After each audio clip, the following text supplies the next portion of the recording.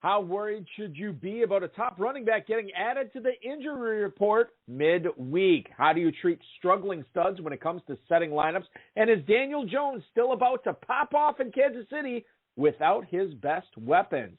Plus, the 2021 FFPC main event third-place team owners Don Baranyi, Sean Stutzman, and Nick Costantino. I'm going to get all those names right before the end of the night. They kick it with us as they discuss whether Julio Jones needs to be benched, obviously this week since he's out, but going forward, whether Alvin Kamara's workload is about to decrease with the addition of Mark Ingram, and much more. We've got a great show for you. Farrell Elliott is here. I'm Eric Balkman. Stick around. Your high-stakes fantasy football hour starts now.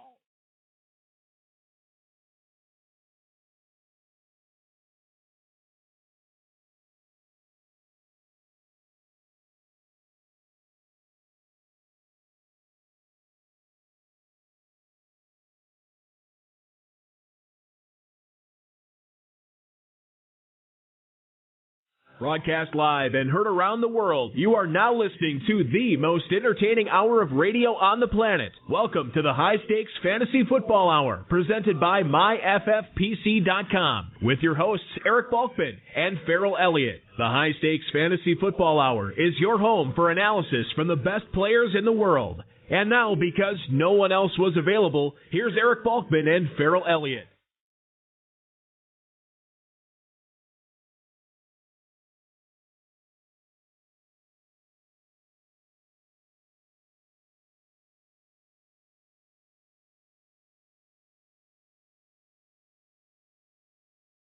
Happy Halloween, everybody. Happy early Halloween, 2 days away. Welcome to the latest episode of the High Stakes Fantasy Football Hour presented by MyFFPC.com. I want to thank Rob, our producer and mutual friend, and, of course, the Quiet Hollers, who are responsible for our theme song. Check out their music at quiethollers.com. I am, once again, your slightly above average host, Eric Balkman. My co-host is indeed the definitive commissioner of fantasy football, Farrell Elliott. Farrell, I know there's some college football on tonight. There's a World Series on, and me being a Cheesehead fan, I am, of course, tuned in to NFL Network watching the replay of last night's Arizona Cardinals-Green Bay Packers game. Well, it's going to end the same way, Balky. Were you surprised at that ending with your just signed off the street corner? And I loved the post game where your quarterback could have said anything and gave a lot of props to that player. That shows a good team concept, I think. Aaron Rodgers is big on locker room chemistry for sure, and so he was. By the way, singling out former Arizona Cardinals practice squad member Rasul Douglas, who picked off Kyler Murray to end the game. I was watching this game with a couple of my friends, and I was the guy, the Arizona Cardinals fan in the stands, where Rasul Douglas picks off Kyler Murray, and he goes up to all the Packers fans in the stands, and there's one Cardinals fan with his face buried in his hand, and he doesn't even want to look up. And that was me. I was in shock. I couldn't believe it happened. You know, this is like shades of Russell Wilson and Malcolm Butler in the Super Bowl from a few years ago. It was unbelievable. It was a great game overall, regardless. I thought the Packers defense played great. I thought the shorthanded Packers offense was really, really good.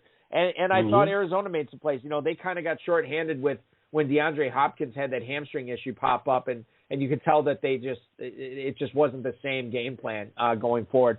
But yes, I'm excited for it to end the same way, and that will be going on in the background as we do the show tonight. Coming up on this show tonight, we're going to nitpick about whether David Johnson is about to become flex-worthy. Shout out to Wasp Guy in the chat room who already asked us that. We're going to pontificate on Jacoby Myers' future performance against the Chargers this weekend, and we have a trio of guests hopping aboard shortly. Don Baranyi, Sean Stutzman, and Nick Costantino are the third-place team owners in the FFPC main event. They're going to hop aboard and share their thoughts on some sleepers to get into your Week 8 lineups, their analysis on the Bills' running back core, and much more. Shout out to the chat room right now. If you guys have any questions, post them in there now. We are on Twitter at HSFFR. I am at Eric Balkman. You can always learn more about Farrell's Kentucky Fantasy Football State Championship at KFFSC.com. Our guest tonight, Dom Baranyi, is on Twitter at Dominic Baranyi. Sean Stutzman is on Twitter at Sean_Stutzman.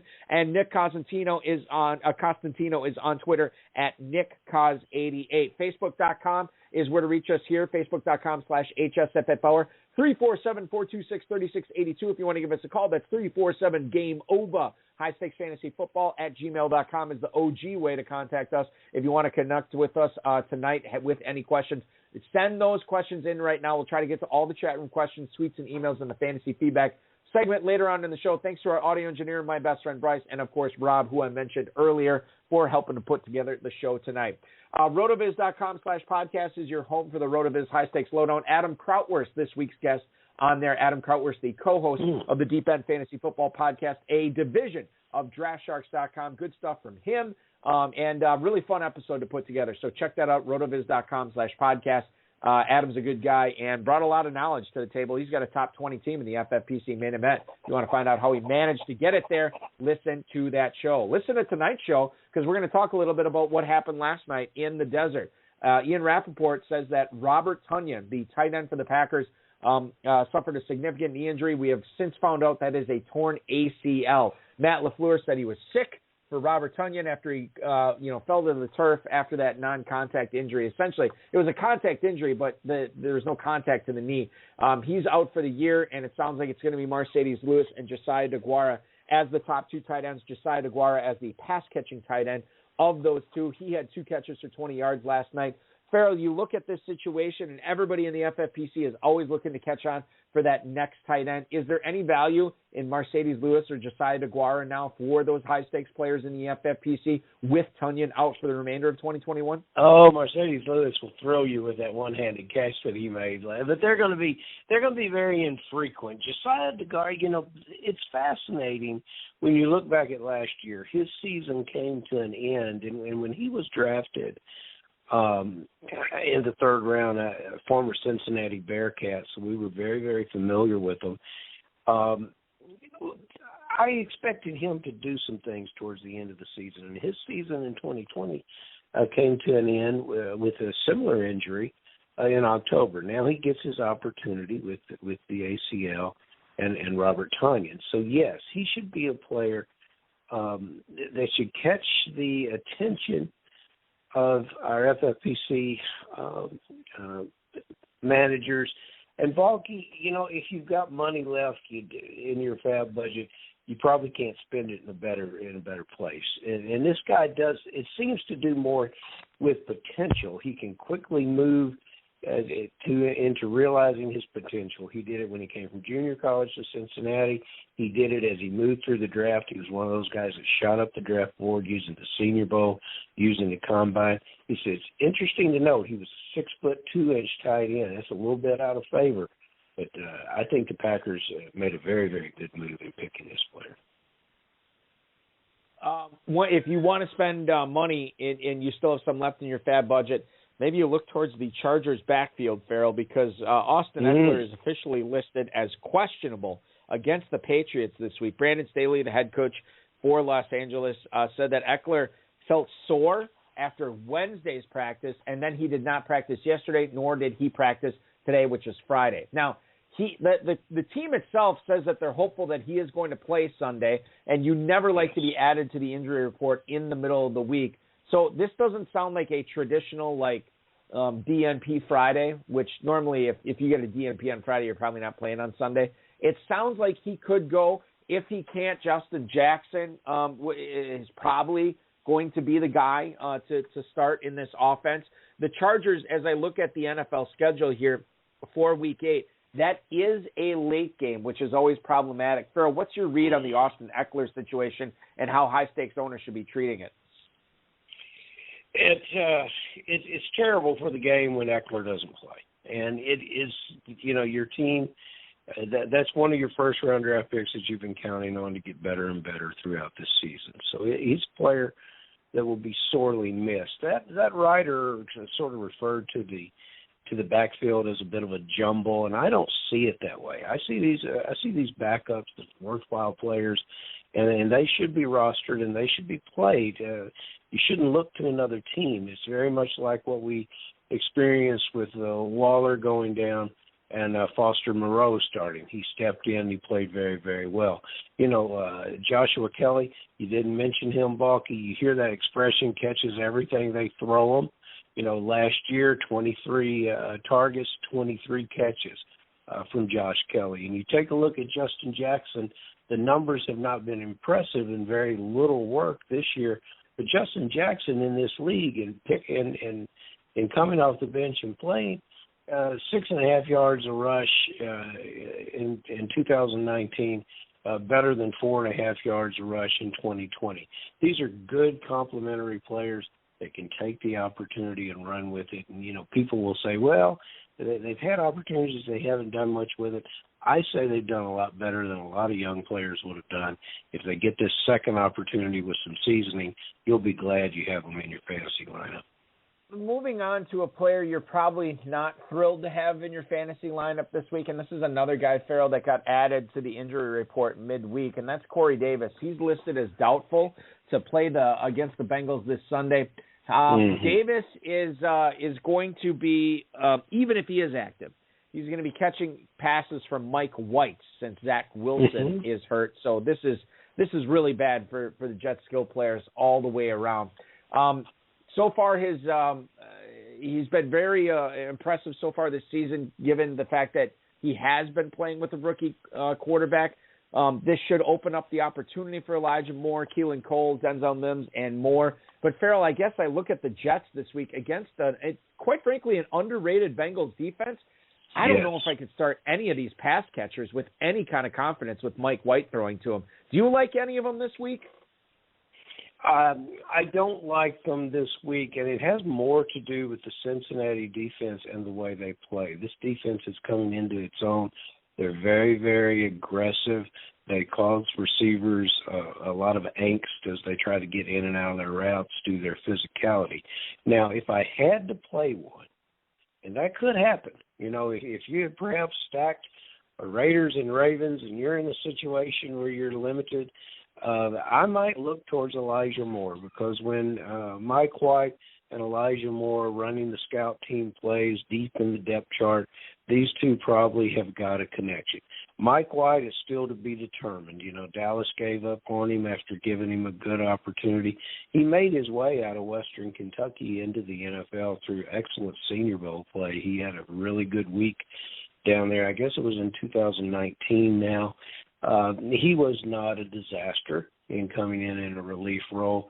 This is a challenging situation, and the veterans on this team are going to have to step up and help him. So, Davis being his best shot, it's a difficult situation, realizing that he will not have that player to lean on.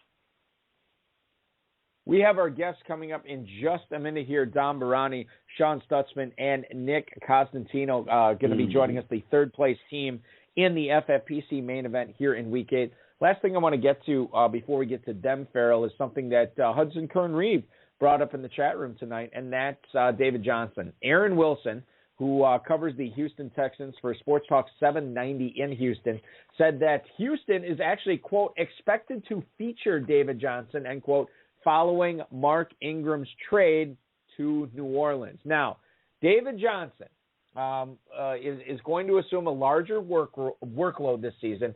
20 to 40 rushing yards is what Mark Ingram was getting in for the Texans prior to his trade.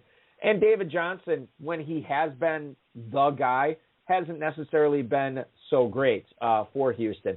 But the fact that he is getting an added workload, he's been the leader in snaps among the running backs in Houston so far over the last month. If he gets, up into the 70s as far as snap counts, now you're looking at a flex player here, Farrell. What is your read on David Johnson going forward in the suddenly Ingram-less Texans backfield?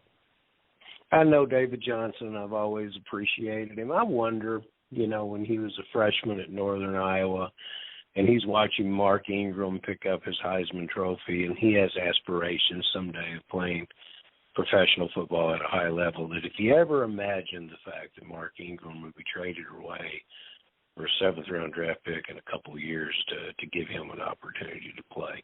It's amazing the football stories and the backstories with it. But I've known this player since his rookie year, actually before his rookie year, and I very much like him. Now, you know, I don't want to talk too much about last year, but if you do want to talk about any kind of running game that came from Houston, it's necessary to talk about last year. And it's a team that has not found its way. You know, they've lost their quarterback, and everything has spiraled out of control there. So I think giving him the focus of this offense is a very good move. And it was late in the season last year, and many fantasy players have put their year to bed and may not have noticed, but David Johnson had 2 very fine games at the end of the year, and it pushed him all the way up to right at 700 yards rushing for the season.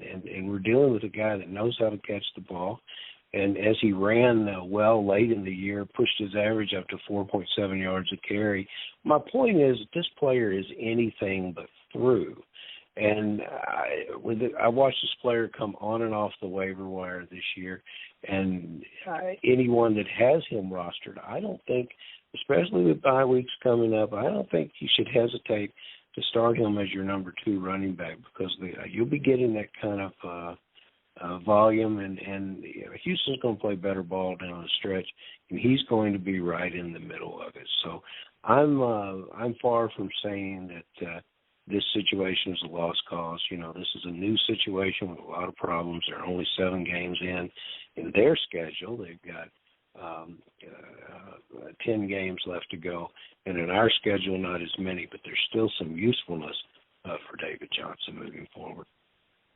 Yeah, and he's probably owned in a lot of your leagues right now, but if you do have him, if you did hang on to him, especially you 0 RB guys out there, I think it makes a lot of sense to start looking at him as a flex, or as Farrell said, you know, maybe a top 25 guy that you can plunk in at running back as well. That remains to be seen as we move forward. Balky.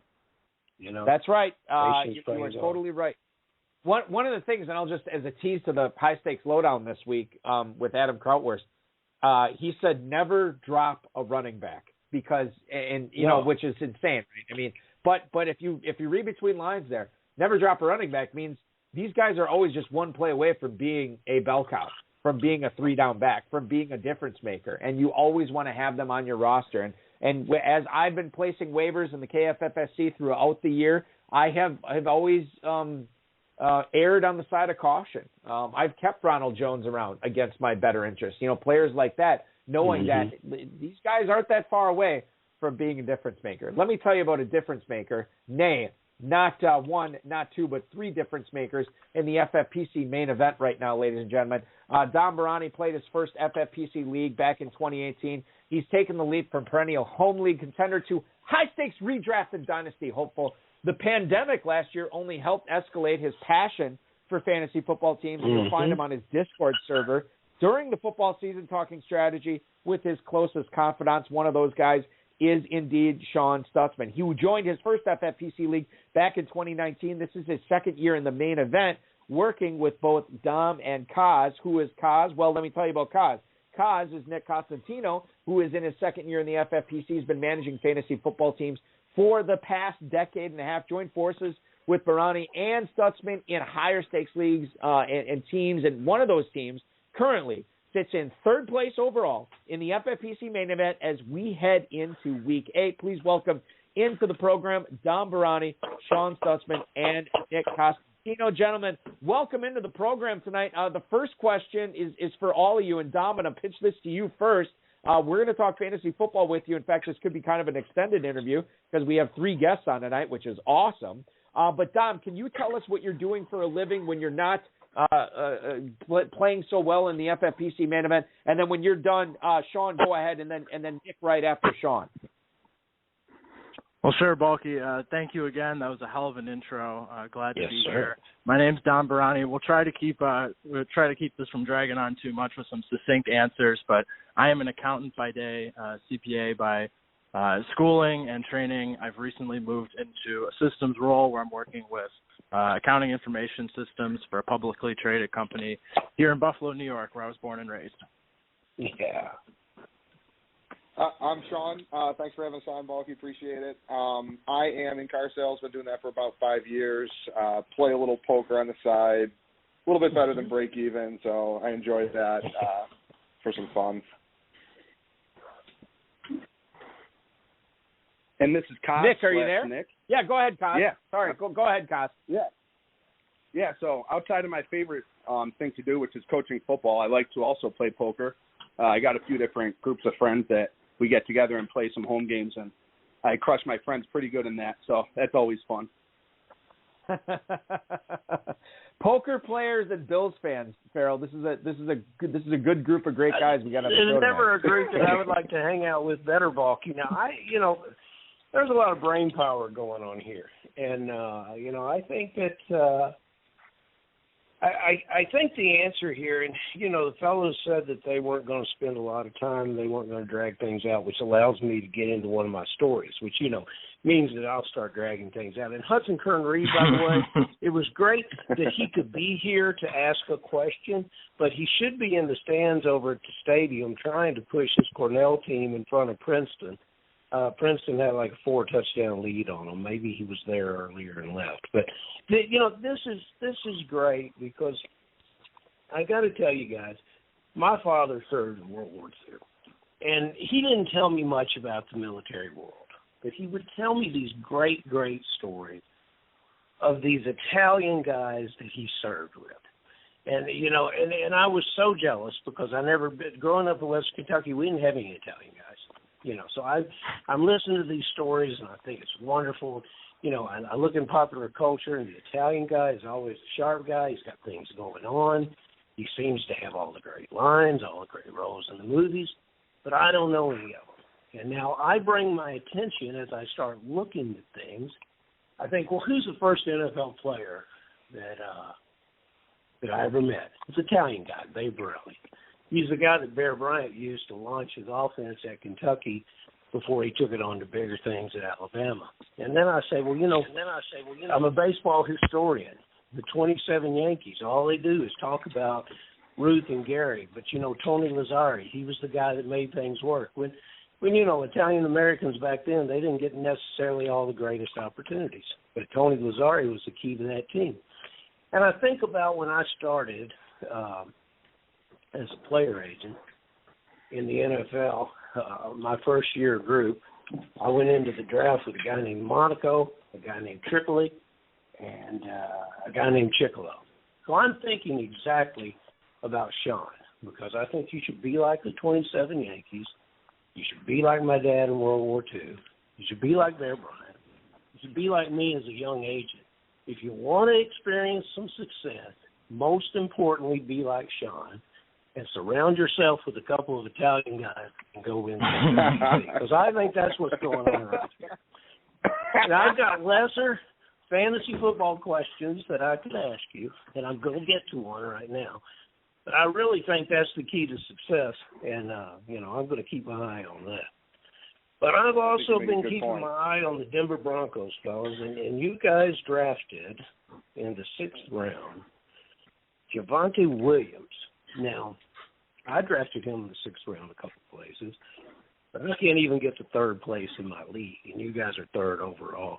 How are you using this player going forward, and what do you do with that dance of Williams and Gordon, and how does that dance play out over the rest of the year? Well, I think there's an optimistic side here, right? We understand that Javonte Williams, coming out of college, profiled to be someone who was going to play very well in the NFL one day.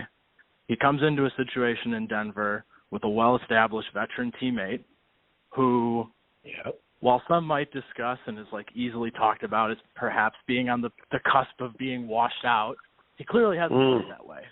He wasn't the most efficient player in his career. He never has been. But they're splitting it right down the middle right now. You're not even seeing any particular indicators that Javonte is more explosive.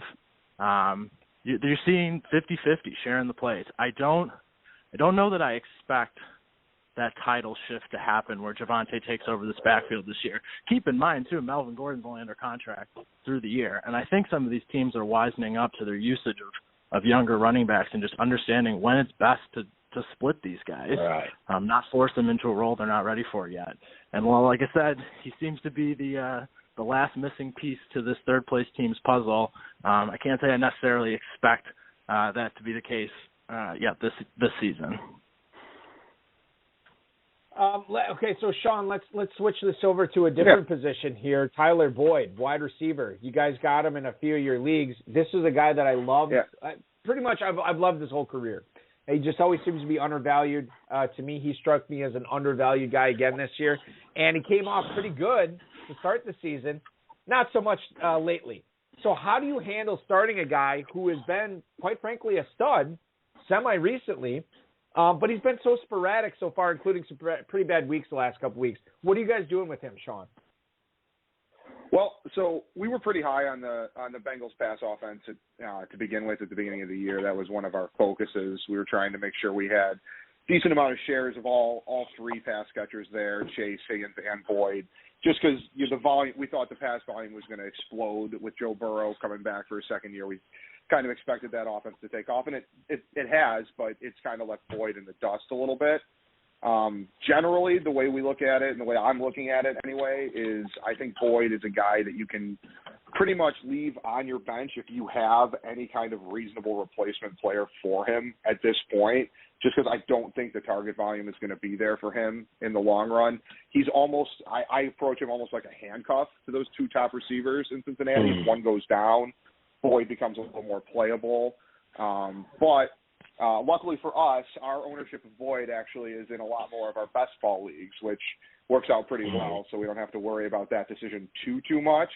But I do have Boyd in a couple of my home leagues, and I'm generally benching him at this point for some more speculative options. I think it's better to kind of ease off of him, not really start him too much. We finally got one game of the Cincinnati high-powered passing attack, but it's only been one game. I remember some victory laps from people who drafted Joe Mixon earlier this year when he was getting 25, 30 touches a game for week 1 and week 2. We don't know if that Bengals team's here to stay or not, but that's where Boyd's at right now. We believe. I got to follow up about the Bengals guys because we believe in the Bengals in this part of the country, and I'm that they sure were an aggressively bid defense this week. And I've got a question about the Jets, but I got one more thing to ask you about Boyd. Do you see the type of team that he might be successful against, the type of defense that they may have to turn to him and rely on him? Or is it just that Chase and Higgins, and to a lesser degree even the tight end, are doing such a great job getting open and catching the ball that Boyd is underneath running shorter routes doesn't become a target? Yeah, I mean, I think it depends. I think if you're looking at teams that are running a lot of zone, you have chances for Boyd to find pockets in the zone to get open underneath, like you're talking about. Those are good options there. They may be able to, double a guy like Chase a little bit more, cut him off from the deep threat a little bit more than has been happening lately. But honestly, the way that they're playing, and obviously the skill set that we've seen from Jamar Chase, it's really hard to justify, and it's really hard to see them not getting him the ball as much as humanly possible going forward. I mean, he's clearly already an elite receiver in the league, and it's just hard to see them not, just piping the ball to him as much as they can. I just remain a little stubborn about that player, and you had to give draft capital to get him, and I just hate the thought of not playing him when he does have his game. Now, I don't hate the thought of playing any Jet receiver this weekend. And when it comes to lack of targets, and targets coming from a young and questionable situation, in dealing with Corey Davis, you did not have to give draft capital up for him. Jamison Crowder, you might have spent some free agency money.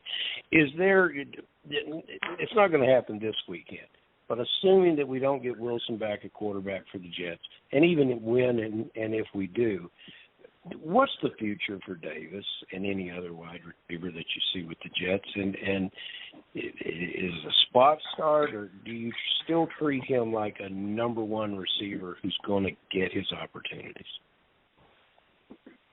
Well, for this particular week, reports came out that Corey Davis is looking doubtful to play this week. Right. So for this week, you can safely leave him on the bench. But for the future, once Wilson comes back, he's probably like a low-end flex kind of player, I would say. And for Crowder, for this week, unless you're looking for anywhere from 5 to 8 points, you could probably find a better alternative on your bench or on waivers. I need to see some sort of rhythm from the Jets passing offense before I can lean on them more than anything for a spot start at this point. I was hoping the second half of the Tennessee game would kind of, I'm rooting for Zach Wilson a little bit. Like he's an exciting player and someone who I want to see more of the flashes, but right now they're not stringing anything together, and obviously the injury to the young quarterback is a bit of a dagger for that offense's development. So it's hard to get too excited about any of the pieces in the near future. Yeah, you can really only start Michael Carter on the right now. Yeah, and I think you're right, and you talk about the rhythm too. I mean, you don't want to see rhythm from Mike White, or Joe Flacco going forward. You want to see rhythm from Zach Wilson, and now he's got the knee injury too. So if you want to see something, it's going to be a little bit till you see the starting quarterback click with the ones again. These guys, to me, are kind of bench guys unless you're desperate going forward. Don Baranyi, Sean Stutzman, and Nick Costantino, the guests tonight on the High Stakes Fantasy Football Hour, third place overall in the FFPC main event. Let's pit it back to Dom here. Julio Jones already been ruled out by the Titans this week. Is he more name than game at this point, Dom? Is he a guy that you certainly don't want to cut in high stakes leagues, but it's going to be tough for him to start going forward? At least my opinion is that. How do you feel about Julio Jones right now? No, I wouldn't be excited about starting him if I'm in a spot right now, especially after this Week 7 bye that I'm starting him. I don't think I'm particularly excited about it. With that being said, he's obviously not droppable, particularly because his end of the season schedule is quite favorable. And if you came into the season thinking that Julio was going to play more than 14 games, I don't feel like you've been watching football for the last 6 years. I think that was realistically expected that he was going to miss some time. So I'm not the different piece of Julio I have, right? Like I'm not too bummed out yet, and I have reason to be excited that he might be a useful piece later. Tennessee hasn't been the surprisingly efficient passing game that we've seen the last year and a half or so with Tannehill. That's not to say it's not possible, and frankly, they're getting results right now and competing in the AFC where there's still reasons to be bullish on the offense. So I'm not writing Julio off just yet. I've got a question, guys. It's a general question, and you can go along with it. And I wish I had some examples that I didn't write them down before the question, and I could say the answer to this question is all of them, because we've all now survived Week 7. We're talking about Jets. We're talking about Julio. We're trying to turn over every stone we can to find an opportunity, and I just am curious what you might. What is your toughest start for this week? And I don't think this means, I got guys injured and I've got to choose between two guys who have relatively low ceilings. I think this might mean, do I start Marvin Jones? Yeah, here's one of mine. Marvin Jones or Amari Cooper with Dak out? And I think that's a slam dunk Marvin Jones for me the longer that I think about it. Have you got many like that, and some that some of our listeners might be struggling with, where you can give them a little heads up on what you're thinking? Yeah, absolutely. I think our toughest one this week is in one of our main event teams. We have a choice in one of our flex spots between Devante Smith and Chase Claypool, and that's obviously a nice problem to have. Yeah. But that's a really tough decision because the matchups for both are really, really nice. You have to love Smith, going against a really bad Detroit defense. Should be a pretty good game script there. They should be throwing the ball a little bit. Detroit's offense tries to throw the ball. We'll see if they have any success. And then Claypool, obviously with Juju out, he's going to get a ton of targets. Ben loves to pepper the ball to him and Deontay all day. So it's really, really a tough decision. And we have not made that decision yet. Actually, we're still kind of trying to go over that one in our heads and try to figure out where we stand on it. I personally am probably leaning towards Devante Smith at this point, but it's a very, very close call. Both guys have great matchups. Balky and I are always talking about if you think long, you think wrong. And so how long will you guys stay with this? How long will you I keep don't know if going I back agree and with forth that. on this? Yeah, you don't agree with that? It just seems that way. I don't know if it's really I don't know if I could prove it numerically and statistically that that's always the way. But it seems like your last move at the 12th hour on Sunday at noon is always the wrong one. No, we try to lock them in on drop that. Yeah, I was gonna say we have like a final answer. Like we're not making any really last minute pivots. Isn't fantasy football great? You have a Marvin Jones versus Amari Cooper decision. How many times do you think you're picking Marvin Jones and Amari Cooper just like 2 months ago? Who would you guys choose between Chase? Well, I'll okay. Let me answer the Claypool. First of all, I know what Farrell's going to say because it could be Chase Claypool or God himself, and Farrell would say, "Well, who's God playing this week?" It's one of those things. He loves himself some Chase Claypool. But I'll say this: as far as the think long, think wrong. In my experience, usually when I sit and hash out a lineup decision over the course of a couple of days, rather than a couple of hours or a couple of minutes, and if I go with a player, I go with the player that I wasn't initially going to take. In other words, I go against my first instinct. Usually that has proved to be wrong for me.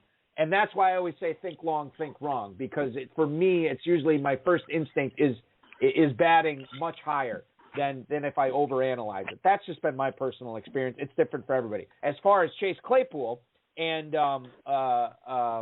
Devante Smith go this week, you're right. They both do have really good matchups this week, and it's tough to pick one. And in fact, it's oftentimes we pick wrong on these decisions. I am going to say this, and this is not going to be very helpful because Farrell is going to say, well, you're playing Claypool at Cleveland for sure. I think I might play Devante Smith at Detroit. I don't think the Eagles are necessarily a very good team. I know the Lions are not a good team. And usually when you get two teams together that are not very good, they tend to put up a lot of points. So that's how I view the Devante Smith thing. I think he has a really good game against the Lions. I would lean towards Devante Smith over Chase Claypool. Farrell, I'll let you say whatever you want about Chase Claypool now. Well, naturally, guys, I'm going to go with Claypool, but it might be a little different in making my choice. The coming off of the bye week is a big thing for me. I think a lot of sins get healed and a lot of errors can be swept aside, and we kind of get a new start. So that's why one of the reasons I like Claypool. I'm looking at I watched Detroit play. It was an engaging game, and I watched that game for the second time during the week. They have a defensive back, number 41, named A.J. Parker, who was a free agent acquisition out of college that made the team and is now starting for them. And that doesn't happen unless you've had injuries or you were struggling with talent at the position. And Detroit has had both. But A.J. had a real good game last week. Tackles, pass breakups. So I am thinking that Detroit has a little bit more going on defensively than we would be likely to admit. So that adds to my decision to go with Claypool. So yeah, it's Claypool all day for me, guys. Well, we appreciate the advice for sure. Yeah, call us back. And I appreciate you guys getting Claypool. I appreciate you guys getting Claypool in the story in the show. Usually I have to do it, but tonight, Yeah, we listened to a few episodes before this. We picked up all the cues. There you go. Claypool, Claypool is sort of the unofficial third co-host of this show, no question. And I think I think if you go back, you'll find some Italian heritage in his family. So I think it Claypool. That's what you mean. I wouldn't doubt it. Kaz, I want to point this one to you. As long as we were just talking about Devonte Smith's Eagles, Miles Sanders, according to Ian Rappaport, either has been placed on injured reserve or will be placed on injured reserve shortly. So now you have Kenneth Gainwell and Boston Scott in that backfield. Which one is the play going forward here for you, Kaz? Would you encourage people to start Gainwell as the guy, or is it Boston Scott? Yeah, moving forward, it's going to be Gainwell. But, for this particular week, it actually feels like Philly might have a positive game script. So they might be in, the kind of game where they can run it a little bit more because they've been throwing it a lot. So I still think for this week it's going to be Gainwell for the simple fact that Philadelphia likes Jordan Howard way more than any team should probably like Jordan Howard. So you might see him out there for like 10 plays or so. So, yeah, I think he might dip into Boston Scott's, usage a little bit. So I think even with them being in a positive game script, I still think Gainwell will score more points for this particular week and moving forward. Guys, running backs down in New Orleans got a little bit of a boost from a football perspective, and I think it's a benefit from a fantasy perspective because with Alvin Kamara, the teams that you are rostering Alvin Kamara, you have to look at the way he's playing and say, man, it's just too much. This player can't hold up. I need him to be my every week ride-in player is my number one draft pick every week and be ready to play. And I'm happy that Mark Ingram is joining him. Take some of that goal line, take some of that short yardage, let Alvin Kamara stay with fresh legs to do what he does in the fourth quarter, run past, over, and through everyone, both when he does carry the ball and catch the ball. Are you guys thinking that the same way I am, that it is a bonus for Kamara owners that Ingram will now be there? Or do you think Ingram's going to be successful and may get too much of a play? And I guess the follow-up question to that, I'll go ahead and put it in now, is having Taysom Hill not there, this looks a lot better to me. With Taysom Hill, if Taysom Hill were playing, I might be somewhat troubled by Kamara's ad. So that's my thoughts on it, and I'd rather hear what you guys are saying. Sure, I'll take a pass at a couple points there, and let the boys take the rest. I believe Alvin Kamara is a very happy man right now. I don't think it takes a football expert to realize watching the games that smashing this guy between the tackles and having him take all these carries is anywhere near optimal for New Orleans.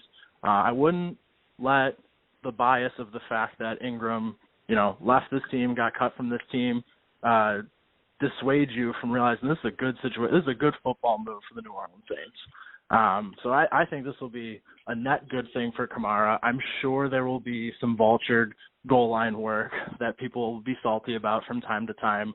But overall, for the player, for the workload, for the team, I think this is great. As far as Taysom Hill is concerned, yes, he is always going to be just a great football player, right? He's always going to be a useful piece, but I think some of the volume we were seeing was the fact that they really didn't have a second running back. I know it doesn't feel like too long ago we were a little bit excited about Tony Jones, but realistically, the lack of depth there, I think, called on Taysom to use that skill set a bit. Yes, in the short run, for sure, it's, one less guy who can get a rushing attempt, but I don't foresee that being a significant barrier to Kamara posting big numbers. All right, so let's get into a couple of emails. Oh, well, first of all, Kaz, Sean, do you guys have anything to add about that before we move on to some listener emails? That's why we're great teammates, because I pretty much agree with everything he just said. That was well described. I will say it does appear to be more of a disaster for New Orleans letting Latavius Murray walk in the preseason and now having to trade draft capital for Mark Ingram when they could have just had that guy in their backfield along with Kamara. But, neither here nor there. Let me tell you what is here and there, and some emails that came in for you guys this week. And the first one is from Randy in Austin, Texas. Let's throw this one to Sean. I'll let you handle this one. This is a good question for you guys, being Bills fans. is Devin Singletary only going to be startable if Zach Moss goes down, or is the Buffalo offense powerful enough to make him flex-worthy? Thanks, guys. That's Randy in Austin, Texas. So, Sean, I'll let you go first on this, but certainly Dom and Kaz, if you have anything to say about this, I want you to chime in when Sean's done. Yep. So I think Singletary's flex-worthy most weeks. I think the Bills' offense is powerful enough to carry him forward. I think he still sees targets in the passing game. They still do like dumping the ball off to him here and there. However, the fact that Zach Moss has really seemed to take the reins a little bit more in the running game for the Bills, it has to be pretty frustrating for Singletary owners at this point. It is for us. We do have him in a league, and it's something where we really aren't running Singletary out there in the flex most often. We do have better options normally. In a desperation situation, you could start him, but barring an injury to Moss, I think long term you really have to consider what you're going to do with Singletary, unless there's another shift in the power structure of that backfield. But it seems unlikely at this point. Yeah, you have to be pretty slim at running back option to be throwing him at an RB2 spot, but you might be able to sneak him at your second flex in certain weeks if you're hurting on bye weeks or injuries. We were talking Tom, about the bye weeks earlier. Yeah, no, we can move on. I mean, we'll all have an opinion on the Bills, you know that. Well, no, I was going to say we were talking bye weeks earlier. Dom, let me just end. Let me just end the Singletary Moss discussion with this. So with Moss being essentially the guy right now, do high stakes owners have to find a way to make sure that he is started for them every single week? In other words, is that Buffalo offense so extremely explosive that Moss is, I don't want to say matchup proof, but regardless of who they're playing, Moss has to be in your starting lineup? I don't think that's the case. No, I don't think the running back position in the Bills' offense is matchup proof. I don't know. It is right now the case that Zach Moss is clearly, I won't say 1, I'm going to say 1A. He's a clear 1A right now, but given how these guys have, the usage has fluctuated over the past, some due to injury and returning from, but other times not, almost seemingly randomly. We are just coming off a bye week here. Would not shock me to see in plus game script Singletary get some more run. And no, I don't think Moss is an auto start. I think you are looking for spots, really good, like smash 5 touchdown potential games for the Bills this week against Miami, certainly being one of them. I'm playing Moss wherever I have him this week. But I don't think every game is going to work out that way, and I don't necessarily think the running back position is that fruitful for Buffalo all the time. All right, good to know. Go ahead. Oh, okay, yeah. I think for the next few weeks, Zach Moss is startable because the Bills have a super cakey schedule. We're facing super weak defenses. So for the next few weeks, you can probably plug him in, confidently. But after that, we got some tougher opponents like the Saints and then Tampa Bay. So you could get off of Moss for matchups like that. But, yeah, for the next few matchups, you probably want to get him in there. Well, this next emailer we have, it's Rich in Carbondale, Illinois, and he's talking about a tough matchup for Brandon Cooks this week. He writes, would you, and Kaz, I'll throw this one to you first. Would you roll with Brandon Cooks this week against that Rams D, or should I switch him out for Emmanuel, another Bills question, or should I switch him out for Emmanuel Sanders against the Finns? Rich in Carbondale, Illinois, thank you for listening. Thank you for emailing. So, Kaz, what would you do here? If you had Cooks against the Rams, would you bench him for Emmanuel Sanders against Miami? Oh, I'd be smashing Emmanuel Sanders in that lineup real easy. Yeah, the Brandon Cooks going against Ramsey as opposed to Emmanuel Sanders going against a slightly depleted secondary. They might have both their cornerbacks starting this week, but even with them both healthy, Josh Allen's going to have his way against Miami defense. So, yeah, that's an easy Emmanuel Sanders for me. Is that the popular opinion, guys? Even if Ramsey's not shadowing, even if Ramsey's not shadowing Cooks, I think that means that the defense of the Rams has that game so well under control where they frankly don't need to have shadow coverage on the frankly only super productive player for the Texans right now. I'm Emmanuel as well. Bias is admitted at the front door here, but how many points is Houston going to score? Maybe 10 at most. Well, I could tell. I'll let's go to what our friends in the desert are saying right now. As far as that Houston game goes, the total is 46.5, but they're 15.5 point underdogs. So I mean, what does that put it at? That's if 30 that's to the case? 16, 30 to 15, 14, 15. Yeah, it's not great, Bob. So in that matchup there, so I think we're looking at Emmanuel Sanders as well. Rob is telling me we are fresh out of emails, so we have a dynamite final question here for the fellas. Oh, okay, fellas, I've really enjoyed this, and I'm going to ask you my regular question, but I just need a name real quick. One more of those starts, and I can't let you guys get away without me getting your input. And boy, this one really stinks to the high heaven, but here it is. Same field this Sunday. Do I start Singletary or Myles Gaskin? Oh, that stopped them. That really stomped them in their tracks, Balky. That really shut the guys down. That's a trap question. Wow. That's a trap question for us. Bills fans. Well, it is. I got to make think my that decision because it's all I have. Yeah, I've got to make. I think I also lean Gaskin just because I think there will be some volume there, and I think he will have some opportunities to catch the ball out of the backfield, and I don't know how much that's going to come across for Singletary, and I think Gaskin will get some goal line play, especially with Malcolm Brown out. I think they'll keep Gaskin out there. So I think you'll see a little bit more opportunity for Gaskin. I think he's worth the start over Singletary.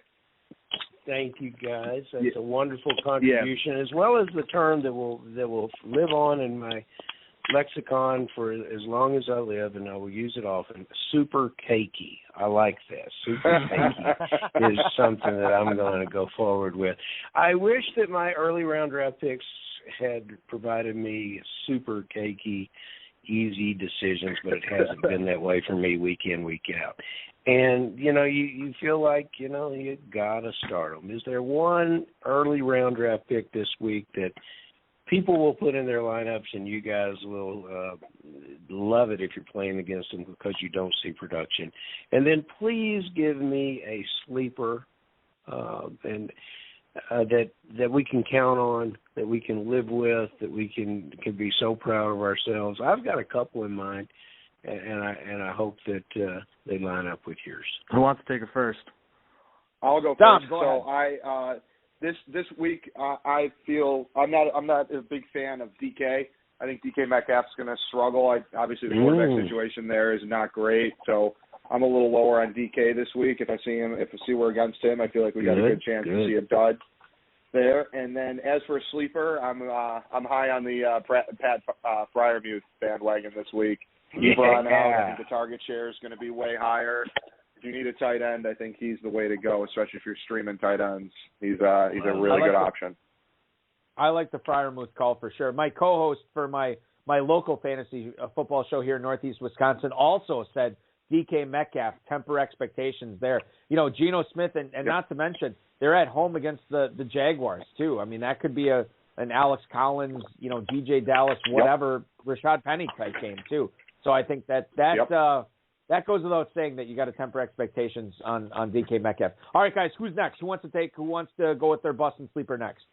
I'll go quick. I'm rooting so hard for Calvin Ridley to get better, and the offense has been doing a little bit better, but I don't think there is a monster game coming from Calvin Ridley this week. And my sleeper, so long as the injury report kind of shakes out right for him, is Darius Slayton on Monday night against the Chiefs. That's a good one. Okay, and then mine would be... Yeah, go ahead. Yeah, so then for me, the stud that I'm looking to leave on the bench this week is Antonio Gibson. He's been banged up the last 4 or 5 weeks with that shin injury. It's looking like he logged a full practice today, so he's looking healthier than he has been. But I still don't see him breaking out this week. I think we're looking at after the bye week for him potentially breaking out. And then for my sleeper pick, Khalif Raymond from the Detroit Lions. His target share has been going up the last 2 games. They got no one else to throw to. Hawkinson's looking a little healthier now, so I just see him having a solid little, double-digit game. The other thing to keep in mind too with Khalif Raymond, and I saw this today, Jared Goff compared him to Cooper Kupp of all people, which is really it. So I mean, stuff like that, okay, it's Jared Goff. He doesn't know where the sun rises or whatever. But still, he's the guy throwing to Khalif Raymond. And so I think that bears, if you got the open roster spot, the 16 bye week is behind us, might not be the worst idea in the world to pick up Khalif Raymond. I'll tell you what else is not the worst idea in the world, to listen to what these guys have to say. Don Baranyi, Sean Stutzman, Nick Costantino. I mean, you guys were great tonight. You guys have been managing a ton of great teams this year, including the third-place team in the FFPC main event. Can't thank you enough for carving out a little time tonight. Go Bills.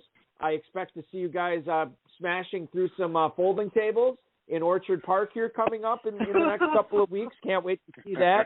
And I'll definitely, next time I'm in Buffalo, maybe we can arrange for a Packers-Bills get-together at the Super Bowl this year. Ooh. That would be a lot of fun. But most that sounds like a plan.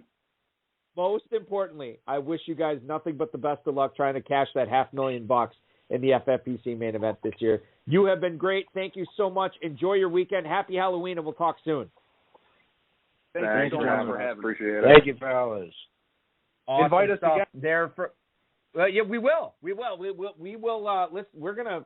Man, I'll tell you what. If the Packers and Bills play in the Super Bowl, we're gonna have these guys back on, and we're gonna figure out something for that. Stir it up a little bit, aren't you, Bucky? Yeah, I am. Stir it up a little bit. Is the Super Bowl in Arizona this year? Where is it? No, sir. It's in Los Angeles, California. That's right. Stan Kroenke's monstrosity. That's right. Okay, so we'll plan in LA. If I don't make it to Louisville for the KFFSC Super Bowl party, and the Packers are in the Super Bowl, I'm going to be hanging out with all my Buffalo friends if the Bills and Packers indeed are in La La Land. Can't wait for that. You will be, those guys. Balky, you will be absolved for any responsibility of being here in Kentucky for the Super Bowl. Yeah. Now, Buffalo fans want me nowhere near the Super Bowl because I was there when Norwood hit it and hit it wrong. And I've got some good stories about that weekend, but it's too late in the show to go through them now. Didn't you love their sleepers and how they brought it? And I just, Freiermuth is one of my sleepers, yeah. But Khalif Raymond, I've known this player a long time. And I dug in a little bit more about him. Balky, when he came out of high school, he was in Lawrenceville, Georgia, 5'8", 137 pounds. And all these other players we're talking about with these great SEC schools, this great history with them. You know where the kid goes to college when you're from Georgia and you're 5'8", 137. He's a Holy Cross Crusader, Balky. He goes from Holy Cross, and he spends 4 years trying to play in the NFL, where in 4 years they've thrown him the ball 35 times, and they let him return a few punts. And now he's getting his chance. And, Detroit's going to win a game pretty soon, and this kid's going to be right in the middle of making it happen. And so, I think that's a great sleeper, and he might be an every week flex play for me, with this team. He's an excellent choice. I mean, it's almost inarguable at this point that he is the Lions' number one receiver. He's got 39 targets on the season. You look at his game logs, Farrell, over the last 5 weeks, he had one game where he had fewer than 6 targets. And I don't know if that was if he got hurt in the Vikings game or not. He only had 2 targets there. But, I mean, you look at last week, 6 for $115. The week before that, he had 6 catches. He's had 3 games this year at least with 6 catches. This is a waiver wire guy. You can't find guys like this, and he's still available in leagues. So I like Khalif Raymond for sure going forward as a flyer wide receiver and a guy that you can look out at flexing. Okay, let's go hyperspeed with these emails here. Ron in Tucson, Arizona, Dear Balky and Farrell, I grabbed Dan Arnold off the waiver wire in the Football Guys League, and I'm contemplating flexing him out over Mo Alley Cox this weekend because I have Mark Andrews on bye. Which one should I go with? Keep up the great work on the podcast. That's Ron in Tucson, Arizona. So it comes down to Dan Arnold or Mo Alley Cox this week, Farrell. How are you falling in on this? This is easy. Mo Alley Cox is the golden child of the Indianapolis Colts red zone. And Dan Arnold, he's had chances before and has disappointed us. He's got, 2 first names and not a whole lot of excitement. So, yeah, let's pass on Dan Arnold. Let's go with Mo Alley Cox. Yeah, I think that I'm with you on this. Alley Cox got into the end zone last week, and the Titans secondary is nothing exactly to write home about, so I like him this week as well. Rod in Rocky Mount, Virginia. Hey, fellas. Do I go with Daniel Jones leading a beat-up offense against an historically bad Chiefs defense on Monday Night Football? Or is trusty Ryan Tannehill the correct start instead? That's Rod in Rocky Mount, Virginia. I just mentioned it as far as the Titans go. Ryan Tannehill is at the Colts this week.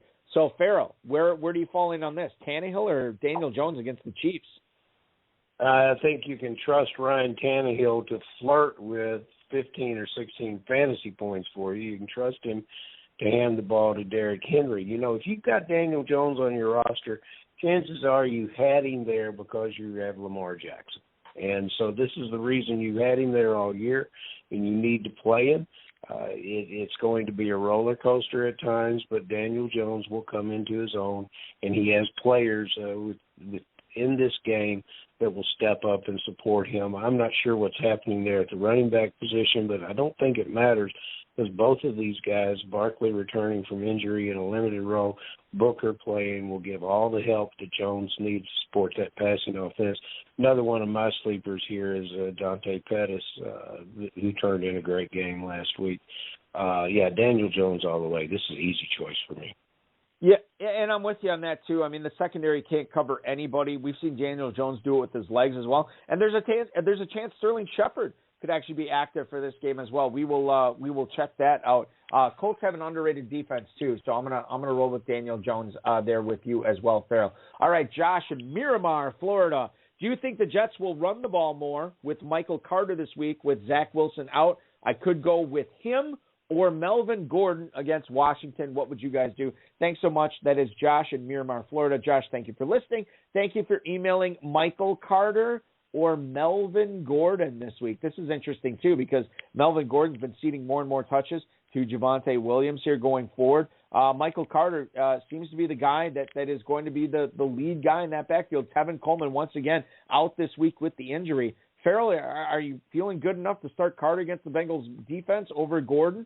Or is Gordon play at home at Mile High?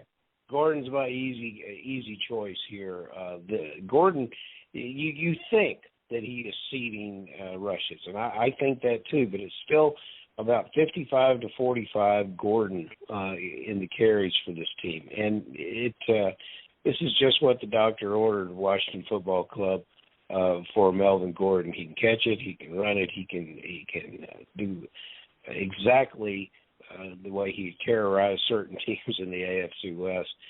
He'll continue to do that this time against the Washington Football Club. Now, there is a young player named Wilson that will be playing in the Jets-Bengals game, and he's on the defensive side of the ball for the Bengals, and I bring everybody's attention. This is why you wanted to get the Bengals off the waiver wire this week, and it's number 55. It's the middle linebacker for Cincinnati, Logan Wilson. He was a Wyoming Cowboy. He wore, and let me tell you, the fellow said it right. For fantasy purposes, about all you want to do is be in business with Michael Carter, and the Bengals know this too. They've got to run a lot through Michael Carter.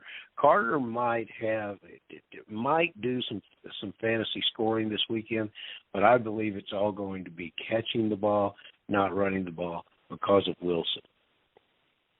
Okay, so a few things to unpack here. Number one, I wanted Green Bay to go after Logan Wilson in the draft this year, and it would have been such a good fit. It didn't work out that way, but he's been very, very good. Now, okay, so let's talk about Melvin Gordon, the Broncos here. To me, there's no perimeter threats with Mike White throwing the ball to Corey Davis and Jamison Crowder, whatever. So the defense can sort of what we saw in the Packers-Cardinals game last night. That Arizona loaded up with all those goal line defenses inside the 5 because they didn't respect Malik Taylor or Jawan Winfrey or Randall Cobb or any of the guys out on the perimeter. And I think that could happen in this Jets-Bengals game. There's no reason to respect any of the wideouts that the Jets have on the perimeter so you can load up on Michael Carter. But if you look at Denver, Farrell, and this leads into my Jerry Jeudy question here. He rested today, and it sounded like he was going to be going this week, but they didn't activate him off injured reserve, and a DNP on Friday usually means a DNP on Sunday. What's your read on whether Jerry Jeudy is going to be activated in time, and how does that affect what Melvin Gordon can do if there's one less threat on the perimeter? It doesn't, because they have such great play at the position, and they'll get more Tim Patrick. And Tim Patrick's a very good player. Jerry Jeudy is eventually a Pro Bowl player if he can stay healthy in the league. You want to get Jeudy on the field, but there's so much talent, especially with the tight end fan, especially with Cortland Sutton. This is a team that is complete on the offensive side of the ball. The only reason they don't score tons and tons and tons of points is they don't have a dynamic offense with a dynamic quarterback. Man, if they had a dual-threat quarterback with these guys, forget about it. You pluck Daniel Jones out of the New York Giants and you put him on that roster, it's a whole different ball game for everybody. And that's probably forthcoming. You know, being here from Louisville, we're all Teddy Bridgewater fans. But Teddy does not play with the urgency that I think is necessary to get the best out of these wide receivers. But there's enough at the wide receiver position. And, you know, when you quit respecting the players that you're playing against, it hurt. It very, very much hurt Arizona last night. And you can't take plays off A.J. Green, a veteran player that didn't quite get his wake-up call on that play. Fantastic ending to that game. Are you gonna speed ahead, Balky, in the recorded game and just keep watching that ending over and over again? Well, it's 4 minutes to go in the third quarter, so when I'm catching up on some work tonight, I'll be able to watch the end of it. It's great. We do have one more email, but I forgot I was going to bring this up earlier in the show with you, Farrell. I already gave my answer in the chat room to Professor Hudson Kern-Reeve, but Dak Prescott, I said he's not worth waiting on Sunday Night Football based on what I read from Mike McCarthy today, what he had to say based on what Dak Prescott had to say, and the fact that he was very limited in practice again today. It sounds like he's going to miss. I'm not waiting around on Sunday Night Football, and I certainly don't want to pick up Cooper Rush and start him against Minnesota Sunday night. I'm finding other alternatives instead of Prescott this week. What are you doing? Yeah, I'll have to do that. Fortunately, I have good backups already rostered, so my questions will then be with the receivers. And I don't think with any quarterback that you want to bench CeeDee Lamb. You'll have to examine your tight end options. If you're an FFPC player, you should have tight end options, and Schultz may not have to start for you. So I think the real question there is Cooper. But, man, you load into the running backs, and here's the guy that you'd have to start in that situation. Pollard becomes a must-start. He's a flex, a running back, too. If I have Pollard and Elliott, I'm playing them both. Yeah, I think you're right, and I think I think I have one. I think I have a Kentucky team where I might be doing that same. I've already done Elliott and Pollard as my starting two running backs in that league before. I might be doing that again this week. Okay, final email here we have tonight. It's Tom in Nebraska City, Nebraska. No Marquise Brown for me, so I got to flex out one of these guys. Cole Beasley hosting Miami or Jacoby Myers at the Chargers. Tom, thank you for the email. Beasley or Myers, is it, Farrell, for you this week? Jacoby Myers is a very, very good receiver, and he's doing a great job supporting this quarterback and helping the maturation of this guy. But you know what? We got to score touchdowns to score fantasy points. If you're going to win the FFPC, the KFFSC, if you're going to make yourself legendary like those guys we were talking to earlier, you know, you got to score some points. And you know, Jacoby Myers is practicing end zone virginity, Balky. This is, you know, he's played 35 games. He cannot score the ball. Cole Beasley has quit running his mouth and started playing football again. He's had a couple games where he's had double-digit targets. He's always part of the offense. I would like to see a little bit more consistency in Cole Beasley, but I would play Cole Beasley in this game and hope that he is just part of the continued Buffalo offense. And, you know, Beasley is on pace to challenge those 90-plus catches that he had last year. And I don't think you want to bench him, especially over Jacoby Myers. But, the other thing to keep in mind, too, you have Byron Jones and Xavier Howard in Miami. Well, who are they going to be covering? Well, probably Emmanuel Sanders and Stephon Diggs. Who does that open it up for? Well, it opens it up for Cole Beasley. And in honor of our star-studded, table-crashing Buffalo Bills fans that we had on the show tonight, Baranyi, Stutzman, and Costantino, I am going to say Cole Beasley as well. I think you play him. I think you sit Jacoby Myers. If he scores a touchdown on your bench, so be it. He's been doing it for people for years, where he just has not been able to find the end zone. I can't explain it. He's thrown for touchdowns, Farrell, has not caught one in the NFL. So bizarre. That is going to do it for our show this week, ladies and gentlemen. Farrell, can't thank you enough for hopping aboard. What a pleasure it was. Always fun talking fantasy with you. Follow Farrell on Twitter at jfarrellelliott, at KFFSC on Twitter. And, of course, KFFSC.com is where you want to go. Make sure you're registering for those leagues starting up in early 2022. You can compete against me and other esteemed guests and FFPC players that we've had on this show as well.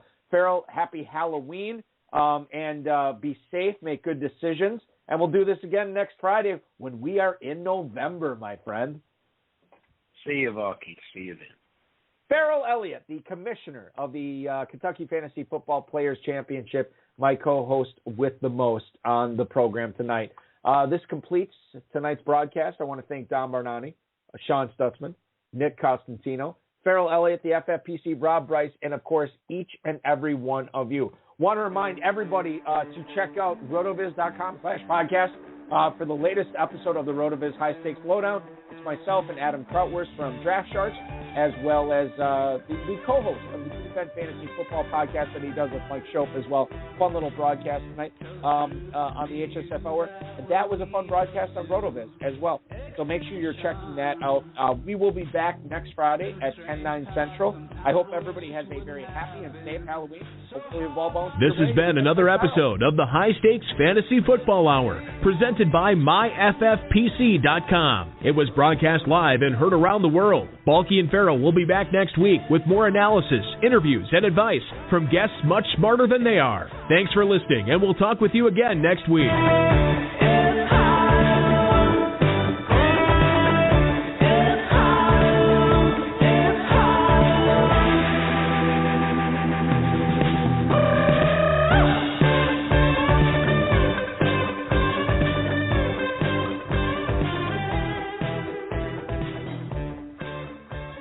For the last 10 or 11 years, however long we've been doing this show, we've always made a point to always have it on Friday nights. And Friday nights is kind of a weird night to have it. And then there's other high-stakes podcasts that do Friday night shows.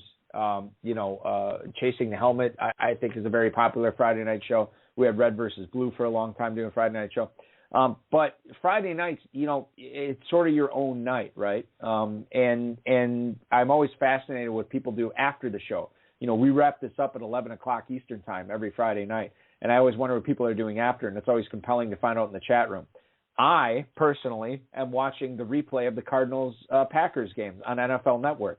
Hudson Kern-Reeve and Dave the Dizzle Gerzak are going to be YouTubing Norm Macdonald jokes after the program. That's what they'll be watching tonight. And then we all know that Tupacker watches the Alice in Chains Unplugged album on YouTube after the show. Everybody's got their own thing. We're all doing our own thing after we do fantasy football. I hope everybody we all share in the same thing on Sunday, and that's dominating fantasy football with some of the advice you heard from our guests tonight. I hope that happens. I wish everybody the best, and hopefully that is what does happen. If not, we'll be here for therapy next Friday, 10/9 Central, with another great guest, and we'll help you work your Week 9 lineups back into prominence. Thanks for listening, everybody. We'll talk with you again next week.